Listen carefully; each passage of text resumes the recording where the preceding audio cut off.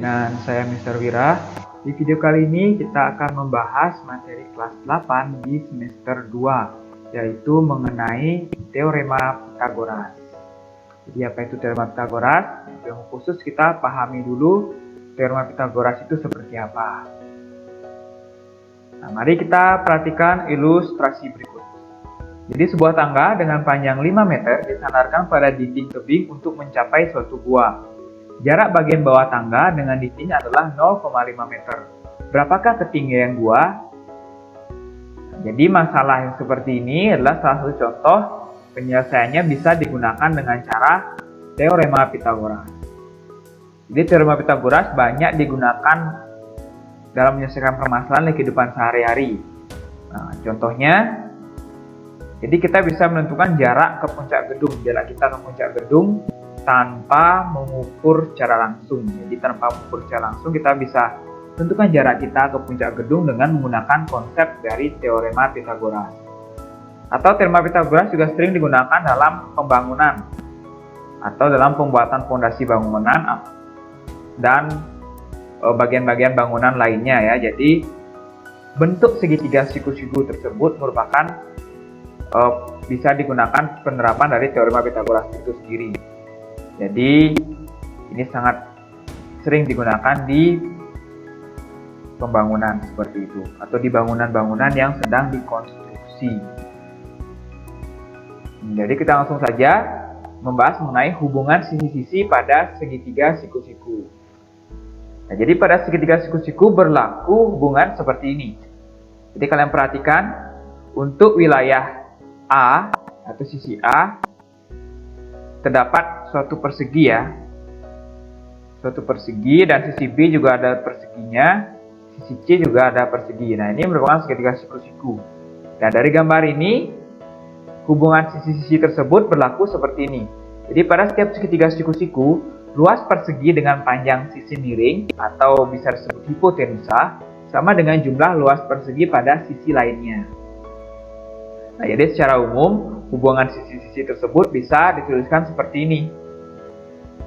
Nah, jadi C pangkat 2 sama dengan A pangkat 2 ditambah B pangkat 2. Atau A pangkat 2 sama dengan C pangkat 2 dikurangi B pangkat 2. Atau bisa juga B pangkat 2 sama dengan C pangkat 2 dikurangi A pangkat 2. Nah, hubungan sisi-sisi inilah yang disebut dengan teorema Pythagoras yang akan kita gunakan untuk menyelesaikan permasalahan-permasalahan pada geometri. Misalkan, Mister berikan contoh untuk menentukan panjang hipotenusa pada segitiga berikut. Jadi berdasarkan hubungan sisi-sisi pada segitiga siku-siku yang tadi, hipotenusa ini diminta untuk mencari sisi miringnya. Sehingga jika mencari sisi miring, itu kita jumlahkan kuadrat dari sisi-sisi lainnya. Jadi bisa kita tuliskan seperti ini. Nah, diperoleh C pangkat 2 sama dengan 5 pangkat 2 ditambah 12 pangkat 2. Nah, sehingga kita tinggal jumlahkan menghasilkan C pangkat 2 sama dengan 169. Nah, angka terakhir nilai C sama dengan akar 169, yaitu 13 meter. Nah, sehingga kita bisa peroleh panjang hipotenusanya yaitu 13 meter. Karena kita menganggap panjang hipotenusa di sini yaitu dengan C ya. Kita anggap dengan C. Misalkan contoh kedua. Tentukan panjang AB dari segitiga berikut. Nah, jika kita perhatikan, panjang AB ini bukan merupakan hipotenusa. Sehingga hubungan sisi-sisinya kita bisa kurangkan dari kuadrat-kuadrat sisi miring dengan sisi tegaknya.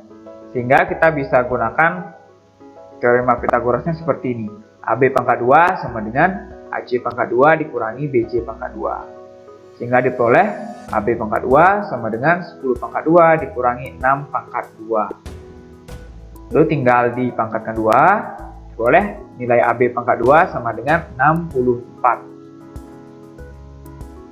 Nah, jadi akar 64 yaitu 8. Jadi hasilnya panjang AB yaitu 8 cm. Untuk lebih memantapkan pemahaman kalian, kalian bisa coba 2 soal berikut.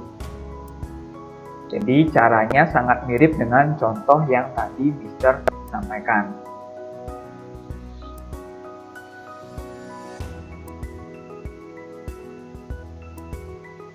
Oke, jika sudah kalian coba, kita lanjut ke triple Pythagoras. Jadi pada triple Pythagoras, sebelum kita memahami apa itu, kita perhatikan, jadi pada segitiga ABC berlaku sebagai berikut. Nah, pada segitiga yang pertama, kalian perhatikan sisi A tersebut merupakan sisi miring dengan sudut A besar yaitu 90 derajat, sehingga berlaku teorema Pythagorasnya A pangkat 2 sama dengan B pangkat 2 ditambah C pangkat 2. Atau jika sisi B kecil tersebut merupakan sisi miring dan sudut B besar itu 90 derajat, maka teorema Pythagorasnya akan menjadi B pangkat 2 sama dengan A pangkat 2 ditambah C pangkat 2. Atau situasi terakhir, jika sisi C kecil itu merupakan sisi miring dan sudut C besar merupakan 90 derajat, maka teorema Pythagorasnya akan menjadi C pangkat 2 sama dengan A pangkat 2 ditambah B pangkat 2. Jadi, untuk mengingat teorema Pythagoras, kita tidak bisa hanya mengingat huruf-hurufnya saja seperti ini, seperti pada rumus-rumus matematika yang lainnya. Jadi teorema Pythagoras ini berdasarkan pada situasi gambar yang diberikan. Jadi jika kalian mencari sisi miring, jika diminta sisi miring, maka kuadrat dari sisi miring itu sama dengan jumlah dari kuadrat sisi lainnya. Jika diminta untuk mencari sisi yang lainnya atau selain sisi miring, maka sisi lainnya tersebut dikuadratkan sama dengan hasil pengurangan dari kuadrat dari sisi miring dengan sisi lainnya. Jadi bisa kalian ingat seperti itu, jika mencari sisi miring jumlahkan, jika mencari sisi lainnya selain sisi miring, kita kurangkan.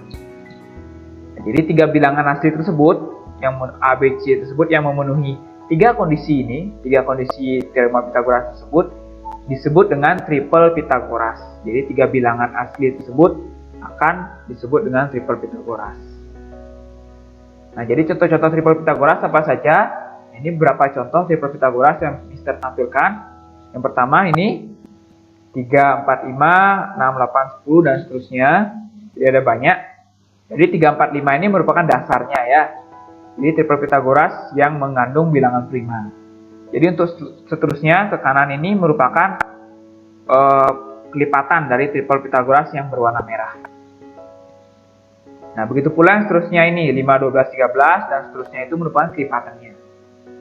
Jadi ada banyak triple Pythagoras, tapi hanya beberapa yang Mister tampilkan. Ini yang paling sering muncul di soal-soal teorema Pythagoras. Oke, sekian untuk pembahasan mengenai apa itu teorema Pythagoras. Di video kali ini, jika kalian ada yang kurang paham, bisa kalian tanyakan langsung. Sampai jumpa di video berikutnya.